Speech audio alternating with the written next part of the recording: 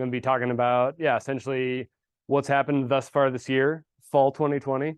Today is the first day of winter, so until today, we've all just been fall skiing and riding. We can finally start some winter skiing and riding, which is cool. And yeah, it's kind of wild that we are where we are. So I'm going to talk about how we got here, what happened so far, and maybe where we might be headed. But it's a little bit crystal ballish, so I won't go out too far out on a limb on that sort of thing. And I've got an interesting kind of tech setup here, so hopefully this all works relatively smoothly. So here we are, 2022. It's been a dangerous fall. Here's our avalanche forecast. So we started daily forecast on the 30th of November, which is an early start. And that night we had an avalanche warning out, and we not dropped below considerable danger for upper and middle elevation terrain in any of our zones since. And that remains true today, and that looks like it will remain true for a few more days, probably, at the very least, and maybe more than a few more days. Let's talk a little bit about what happened today. If you've been out skiing and riding before today, you've probably been enjoying some great settled, unwind affected, gradually fastening powder. And then we had a pretty significant wind event that started. We're looking at wind roses here. If you aren't familiar with these, the direction that these little arrows are coming out is the direction that the wind's coming from. And then the color of the roses is the strength of the wind. So we're at speed on top and gust speed on the bottom. Red is in the extreme range. So that's like 40+-ish miles an hour. And at Soldier, we hit 100 for a couple hours today in a row. 111, I think, was the max gust. We have a fun game we play at the Avalanche Center called the Soldier Wind Game, where you guess what date will exceed 100 miles an hour, and that happened today. I won today. And well, that's the second part, yeah. So you have date of exceedance of 100 miles per hour, and then highest gust of the year, which we won't know. And I shot that. I think I went 119. I think you were 127, Scotty. Maybe that's Chris. When he was in the 120s. Probably a new guy. Yeah, maybe JP. Yeah, exactly. Yeah, we have a new forecaster, JP. I don't think he's here tonight. So there we go. We had some serious wind, and this is what happened when the wind really blew. This is from this afternoon. This is me walking on a skin track from maybe a week ago, and that used to be set about a foot into the snow, and now it's about a 1.5 feet above the snow. And old ski track there. And then this is a quick video that I made to show you how I feel about being out in the mountains regardless of the conditions. We'll see if this will play. Oh, there we go. That was a thumb, not a middle finger, for clarity. I didn't realize that was unclear until I just watched that, but that was a strong thumbs up on that. I guess I just had to push the other button. We can see the thumb. All right. I was somewhere in the Mid-Valley at a top secret location. Define Mid-Valley. That's the tough part. Exactly, yeah. You can only get so high. So here's looking at where we're at water-wise in our neck of the woods and Westwood.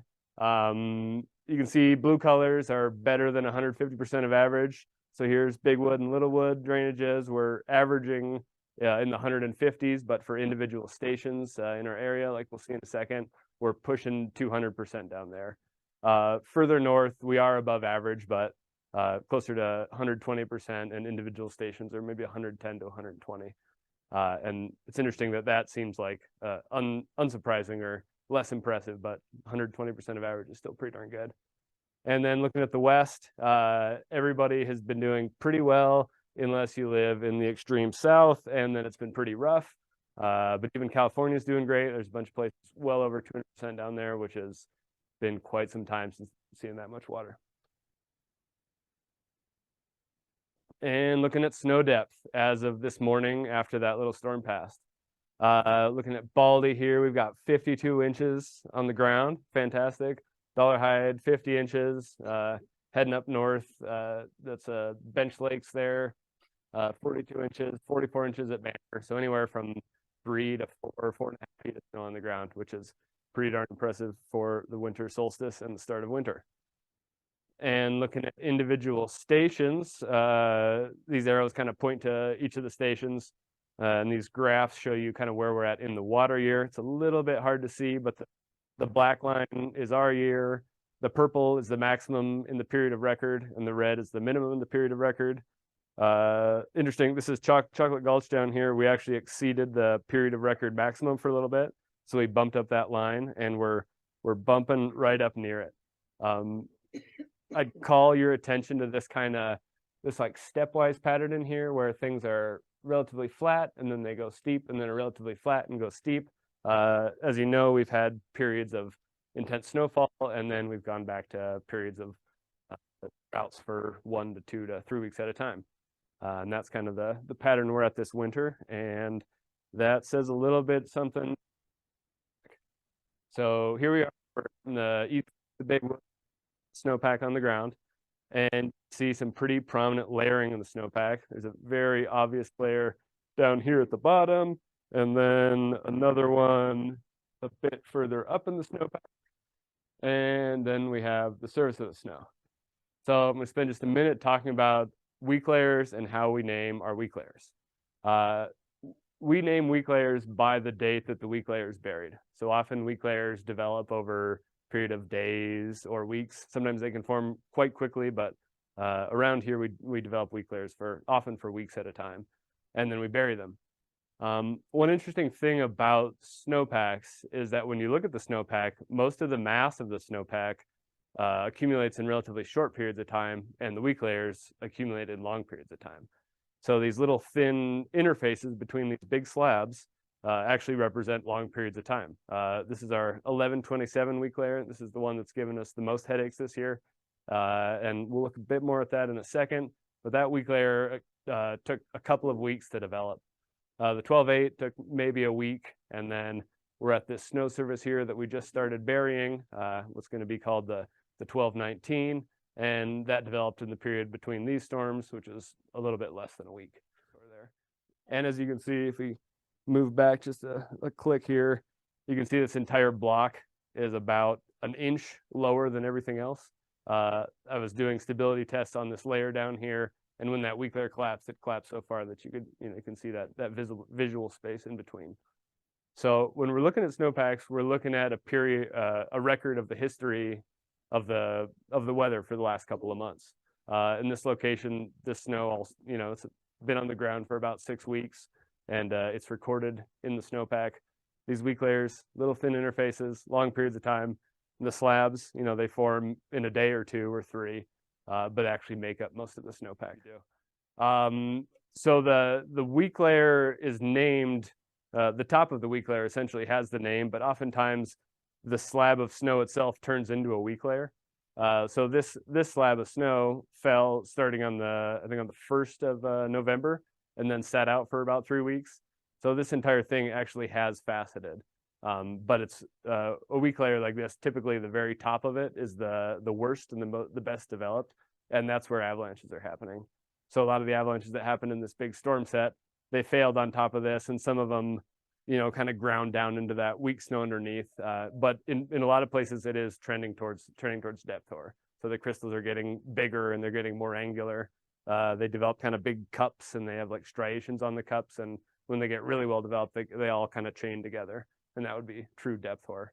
And we haven't really developed true depth hoar yet, but in places where the snowpack is staying thinner, we're on our way in that direction.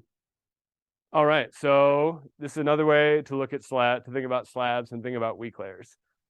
This is a graph, and it's a little bit busy, but I think it's instructive. This is our start of the season on the far left, and today on the far right, and then this is how much SWE we have on the ground. SWE is snow water equivalent, so the amount of water that's in a given mass of snow.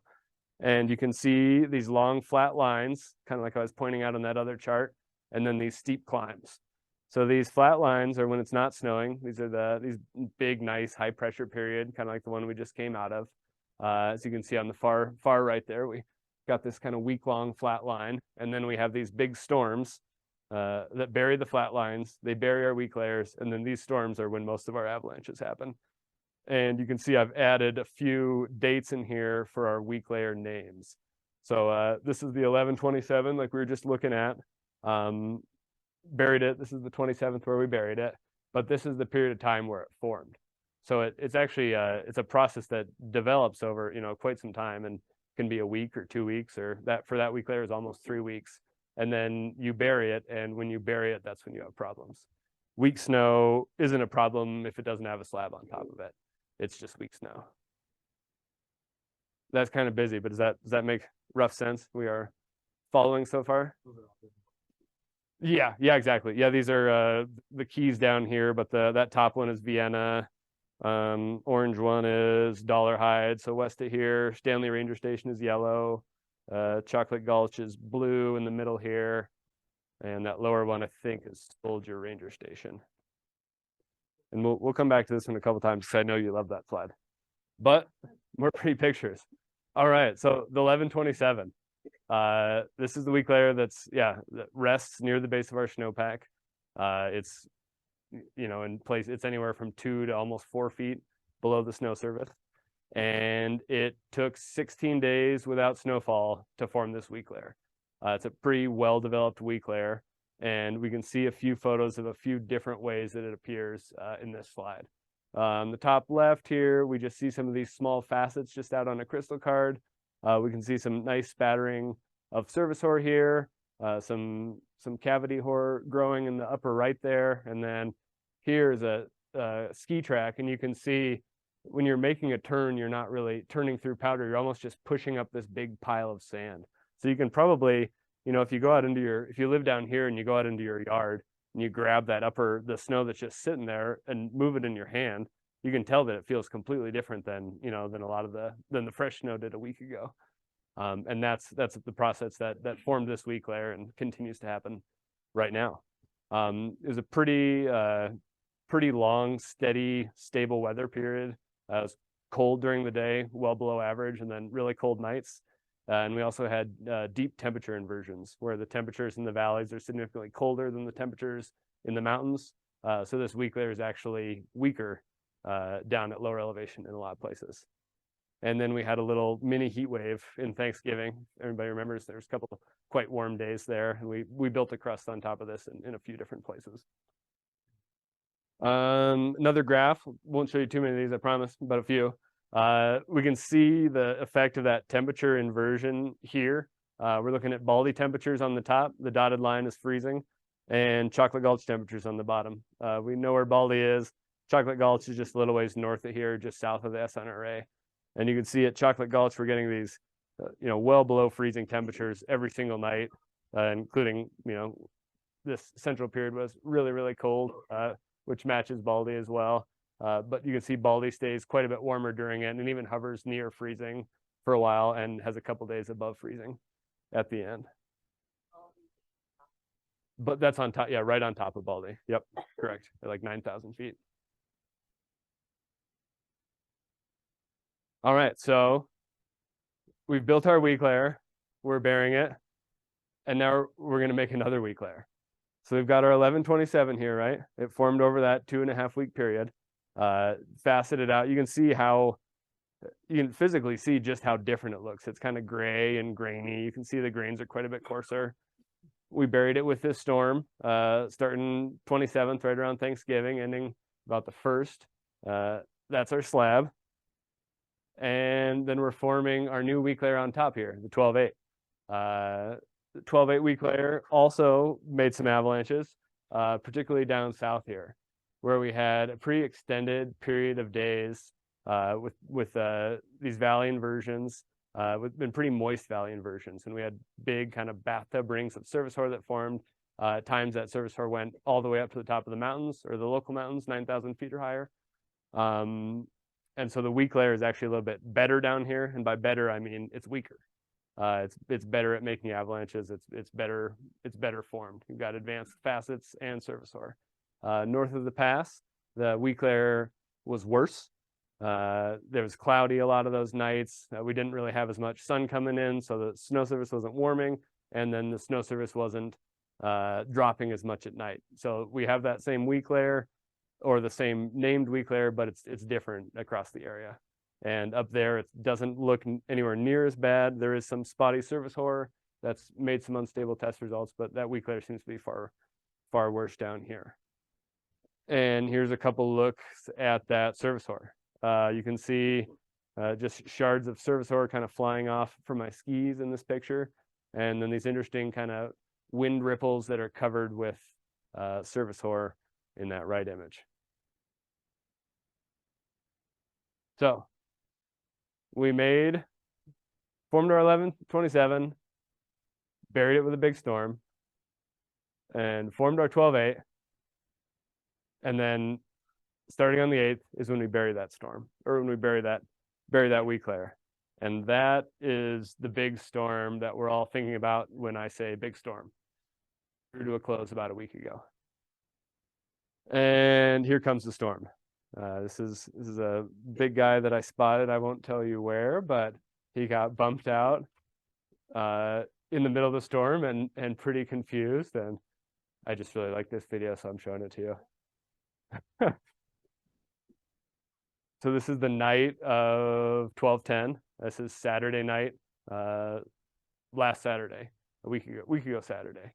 That evening, we'd had pretty significant significant snowfall leading up to that. We issued avalanche warnings that evening. And the avalanche danger was high in our 3 southern zones: the Sawtooth zone, Sawtooth and Western Smokies, the Galena Summit zone, and the Soldier Wood River Valley. So here we are, morning of December 11th. This is Sunday morning. We had a meeting the night before. We talked about where it looked like things were going. And I got up in the morning. I was on shift that morning, and the storm was a significant overproducer. We expected to see maybe 1.5 inches of water out of the thing. And when I got up that morning, we'd picked up, in the last 24 hours, 2¼ inches of SWE in Ketchum, 1.7 on top of Baldy and Titus. That amounted to something like 2.5 feet of snow in the last 24 hours. And it looked like we were going to get well over another inch of snow. This is a little screenshot of a text message I sent to Ethan. I felt pretty, we rarely use extreme. It's not a rating that we throw out very frequently. Like I said, we've used it maybe, I think, 6 times in total in the past 25 years since the danger scale shifted to include extreme, which was in 1996. And this seemed like an appropriate time to use it. So I texted Ethan, you up? This is at 5 o'clock in the morning. He finally got back to me, and we had I got up at 2:30. I got out of bed at 2:30 that morning, but I really hadn't slept. I woke up a few times in the night and, checking the Baldy snow stake and looking at weather stations on my phone. So I was pretty excited. And I talked to you for about 2 minutes. And then there was a long pause, and Ethan's like, I'm just standing here in my underwear right now. I gotta, let me look at something. I'll call you back. But it was a great conversation. And we ended up pulling the trigger on extreme hazard for our southern 2 zones. We also extended our avalanche warning up into the Banner Summit zone. So that morning by about 6:30, we had avalanche warnings out in all of our zones. Just a couple quick looks at that storm. We won't dig too much into it, but this bottom line is accumulated snowfall. It's kind of trickling along for a while, and then we had this big bump. Temperatures got warmer and warmer throughout that, which is never a great thing for avalanche hazard. And this is looking at the lower Titus weather station, and same thing. These bars are individual snowfall in individual hours. The black line is accumulating snowfall. Temperatures were quite a bit cooler up higher, which was nice to see. And combined with that, we had some pretty significant winds. They weren't terribly strong, but they were very steady, which can make really great orographic snowfall, particularly when the wind switches around to east of south for the Wood River Valley. So we can see, looking at these Baldy plots, that we're just pinned at blowing out of the southeast south-southeast and southeast. Winds were stronger at upper Titus there, but also blowing out of the southeast. And we just had this big, slow-moving, lumbering storm that kind of parked on us and stayed for a lot longer than forecast and produced a lot more snow than forecast. And well, now we can talk about avalanches. So I think that's most of the graphs that I'm going to have you chew on, and we'll talk about a few different avalanches that happened in town. I'm going to touch on the avalanche accident that happened on Baldy, and then I'm going to show you some pretty photos of some avalanches that happened up in the mountains, and then we'll wrap this all into a discussion of exactly what's going to happen next and what the danger will be for the next 180 days. Yeah, and you can hold me to it. I'm sure it'll be right. This is all downstream of an avalanche that happened on Della Mountain and dammed the Bigwood River.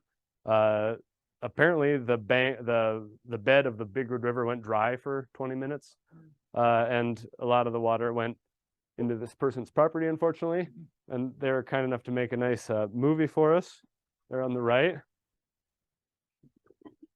Get a little bit of sense of kind of the damage and destruction related to that.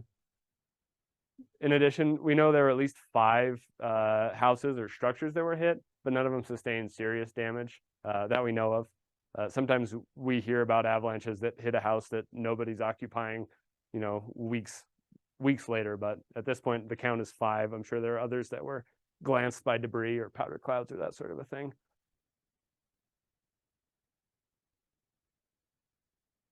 Here we are looking approximately south across the Warm Springs drainage. Here's Baldy. Haley's down here. We're right up here at Backwoods. And this is the Warm Springs Road here. And every one of those X's is a pile of avalanche debris that came down and hit the road. A couple of these paths had not been observed to run in recent memory. A lot of paths were relatively small, but they still did plenty to block the road. This pile here actually was the first one that closed the road, and that in no one's recent recollection has that run. They closed the road there after they found that big pile, and then they spent 4+ days after danger decreased somewhat, clearing out the rest of this stuff. This is out in Frenchman's Bend here. The hot springs is here, and we'll look at some damage related to an avalanche that took place right at the corner there on the next slide. Oh, first a crown, actually. This is what some of those avalanches looked like. They were pretty big. This one's several feet thick. You can see this is a northerly aspect where that snow is nice and weak. There's the obvious one in the sun here, but then you can also see here, there's a slide that occupies this entire drainage here. This is near Frenchman's Bend.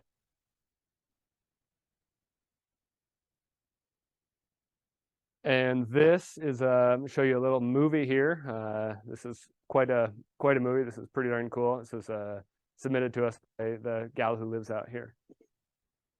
This is from I think from the doorbell footage from the doorbell.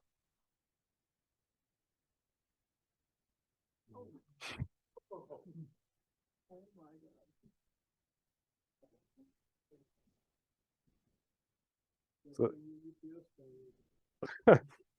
well, maybe we'll watch that one more time if we can easily. That sounds pretty neat.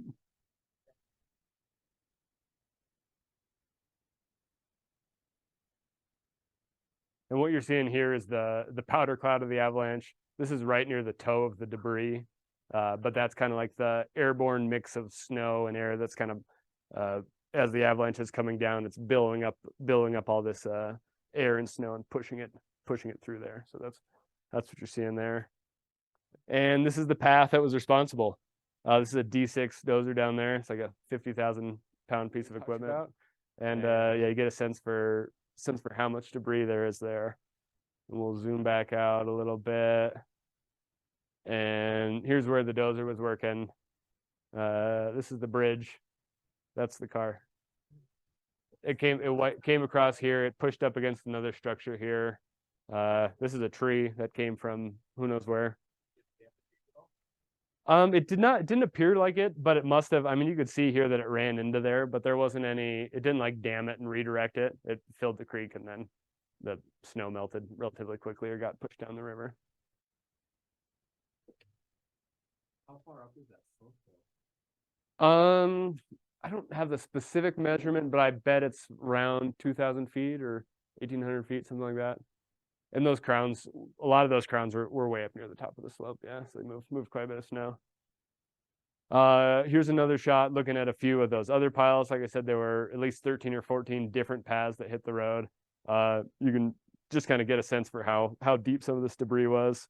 This is all debris in the creek here, and this is where they've the road crews kind of moved through all that stuff. Like where the avalanches are starting, in the mid to upper 30s, and then they're relatively steep continuously until near the bottom there. It's a big steep hillside. Yeah, it builds pretty big avalanches, and when it gets dangerous, stuff like that happens relatively frequently. Here, I'm gonna talk a little bit about this accident that happened just out of bounds on Baldy. I'd ask you to keep in mind that this person made a mistake.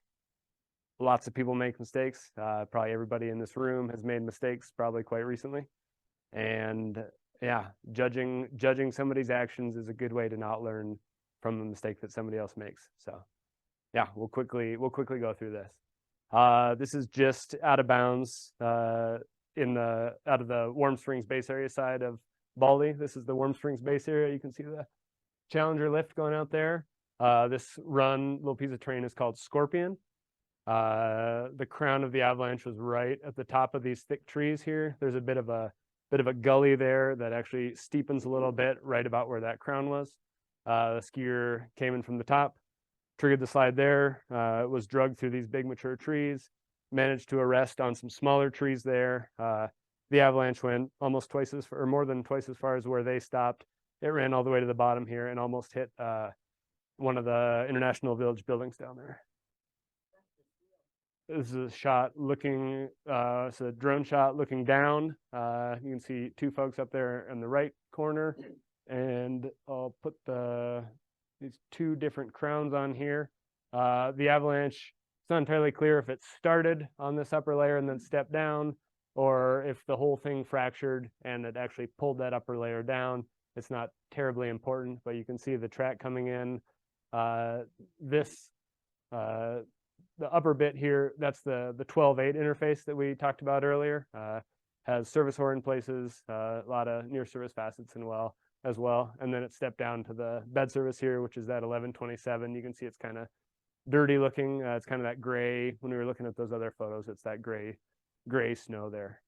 And then it obviously ran downslope is downhill there. You can see some big associated cracking off to the sides here where that slab was able to move and then arrested. And you can also see a lot of tracks. These are just the tracks adjacent to it. There are dozens of tracks on either side of it. This pitch of the slope is a little bit steeper, but stability was no better anywhere else that anybody was skiing that day in that area. And a couple shots looking down along the bed service here. You can see debris plastered up on these trees, places 15 plus, where a lot of this was really quite firm. It was actually snow that flowed through the trees, and then some of the rest was the powder cloud. You can see a bunch of snapped limbs here, and on the right there is actually where the skier stopped. He hung up on one of these smaller trees that we can see. Fortunately, not one of these bigger trees, and then you can actually see he self-rescued for a portion of it and was butt scooching down the debris there.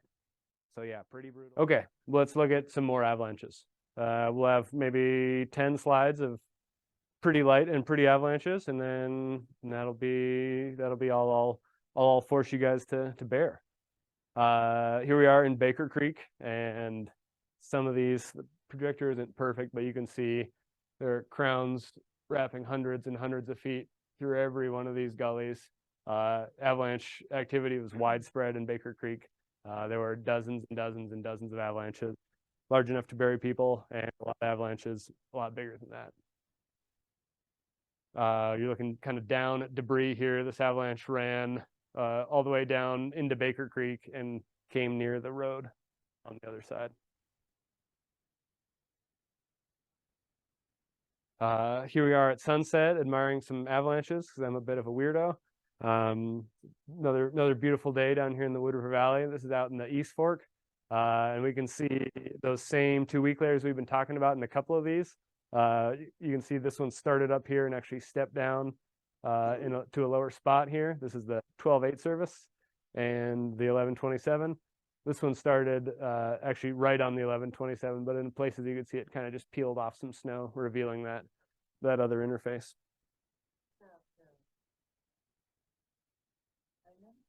A little south of Hindman, yeah.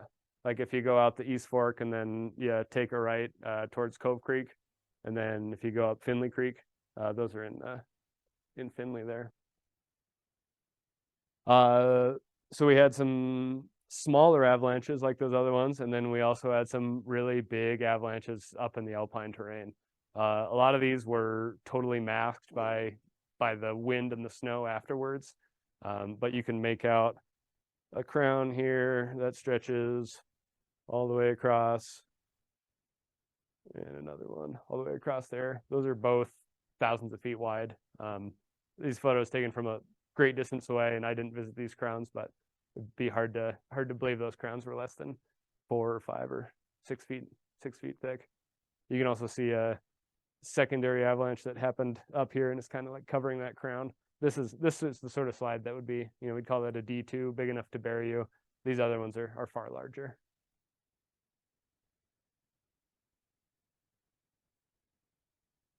This is actually another shot looking back towards those Finley Creek slides from up on Durance. And we've got a bunch of the terrain above Eagle and Lake and Murdoch and whatnot sandwiched into the foreground. But you can see avalanches on, every ridgeline, every aspect in the photo. And then these are those 2 that we were looking at just a minute ago. And this slide wraps all the way around here. That's a single avalanche. These look like they went at the same time. There's another one here that's kind of hidden. Oh, little one in the corner. Those slide in the front there. Mm-hmm. Where that's looking out south. This is Triple Peaks here. So this is like down on the shoulder as you like trend back east on Triple Peaks. So the summit of Triple Peaks would be here. And so you've got kind of like, I have a big lens, so it's all kind of smashed together because those are obviously Triple Peaks to south of the East Fork is quite a distance. Some more big avalanches in the Alpine. This is looking up the North Fork of the Big Wood. So this is kind of, if you go to the SNRA and you keep going back, you'll find this. You can see big slides here, and here. You can see a bunch of debris coming down. Obviously a very large avalanche here. This is looking back into the Pioneers. You can see the slope in the foreground is a little bit less steep. No avalanches present. And then this small 1/4 mile wide avalanche here hiding in the background. And then some nice alpine terrain in the distance. In glassing a lot of this terrain, you wouldn't see any avalanche activity. But if you look closely at the base of it, you can find just like big debris piles that clearly happened during the storm.